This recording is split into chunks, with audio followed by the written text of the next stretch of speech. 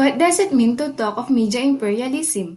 The expression implies that certain forms of imperialism are directly related with the media in some way. At least three forms of relationships are implicated. Firstly, processes of imperialism are in various senses executed, promoted, transformed, or undetermined and resisted by and through media. Secondly, the media themselves, the meanings they produce and distribute, and the political economic processes that sustain them are sculpted by and through ongoing processes of empire building and maintenance, and they carry the residues of empire that once were. Thirdly, there are media behaviors that and in of themselves and without reference to broader or more encompassing frameworks may be considered imperialistic.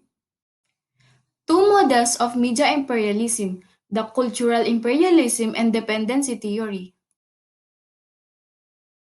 Cultural imperialism theory states that Western nations dominate the media around the world, which in return has a powerful effect on Third World cultures by imposing on them Western views and therefore destroying their native culture. It is the practice of promoting, distinguishing, separating, and injecting the culture of one nation into the other. Globalization of media and the Internet are accelerating the process of cultural imperialism, the practice of promoting a more powerful culture over a less known culture. Dependency theory: the development of the rich world was archived by the exploitation of the developing world. Developing countries moved into production of cash crops, which meant they were no longer subsistent and actually dependent on developed countries for food imports and food aid.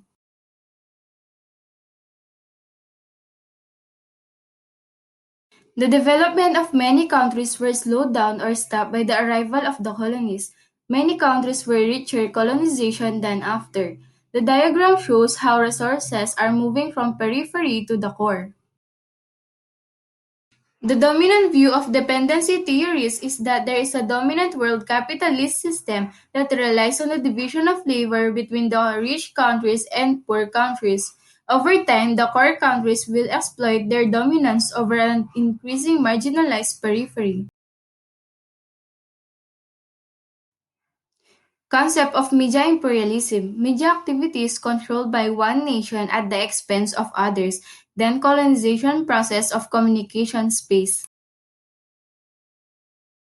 The framework: no necessarily relationship with territory or technology, necessarily related to the resources and for a human.